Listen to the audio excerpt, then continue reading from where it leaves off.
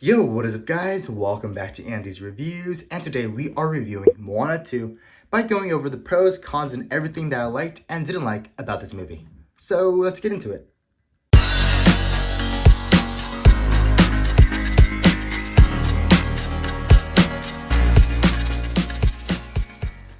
First things first, is this movie better than the original? Nope, this movie is definitely not better than the original in any way, shape, or form, except for the animation style, which was pretty incredible. We got to see some new water physics, new creatures moving around in the ocean. That was pretty sick. We got to see the a giant cloud and storm physics in this movie, which is pretty cool. And honestly, the villain in this movie was a cloud, which had a very, very unique design when it comes to the tornadoes he created and all that. That was pretty cool. What else was cool? Oh yes, the character models in this movie, such as Moana, Moana's dad, Moana's sister, were all pretty well made. Actually, a huge step up over the original when it comes to both the facial expressions and their emotions. That was pretty cool.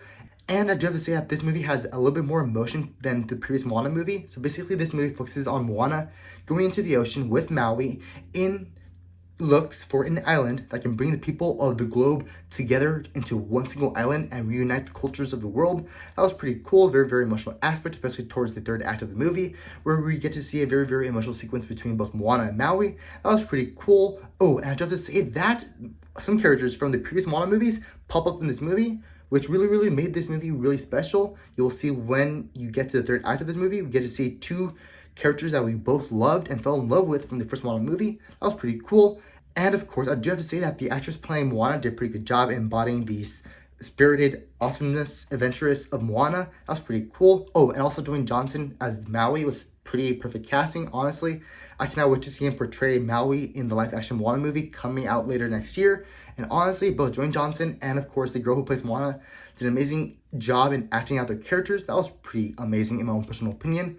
And I do have to say that the world building in this movie was a massive step up over the original. So basically, the world building aspect involves Moana going in search for a mountain to unite the people of the world. And along the way, we get to see different sea creatures and all that. We get to see a new villain-ish kind of person you'll see when you watch the movie. But honestly, the world building and the mythos of the world of Moana and it's kind of Norse mythology, Greek mythology, Samoan culture and all that, that was pretty cool.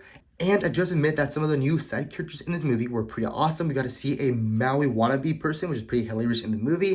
We got to see a bunch of grumpy old grandpas in the movie, whose name I forgot. And honestly, that character was kind of interesting in my own personal opinion.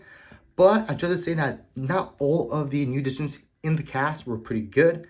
Honestly, my own personal favorite addition to the movie has to be Moana's sister, who's actually voiced by one of Dwayne Johnson's daughters, which I found to be pretty cool.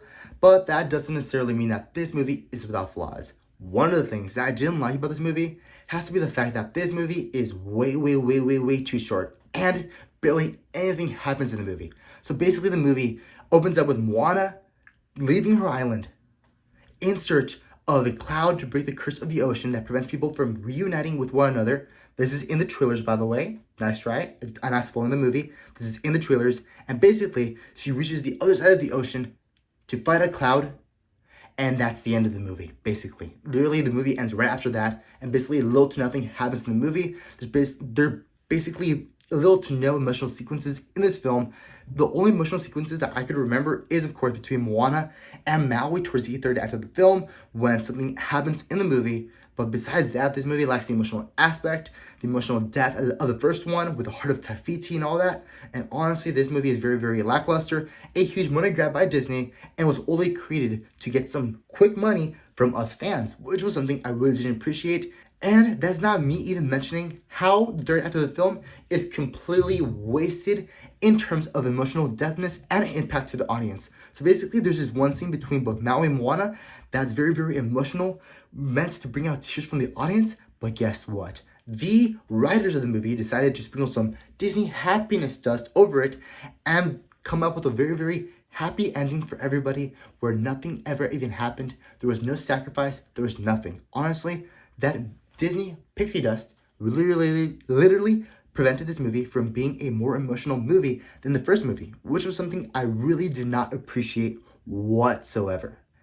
And that's not even considering the fact that this movie has no villain whatsoever. So basically the main villain of this movie is a giant cloud or curse that prevents Moana from reaching an island and reuniting the clans of the world. And basically that dust cloud villain was completely useless to the point where the main villain of this movie, aka the villain behind the scenes, isn't actually revealed in physical form or voice form until the very post-credit scene of the movie, which was very, very, very bad in my own personal opinion, and was only meant to hint at future Moana sequels, aka Moana 3 and 4, which I assume are going to be announced in the near future. But honestly, the villain of this movie was completely horrible.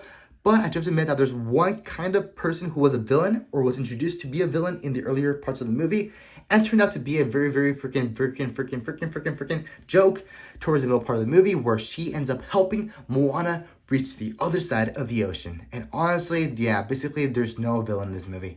Yeah, I'm just getting straight to the point. There's no villain. Honestly, this movie just involves Moana going across the ocean with friends and saving the world in the most anticlimactic way whatsoever, which was something I didn't appreciate whatsoever. And that, of course, brings us to my overall ranking of this movie.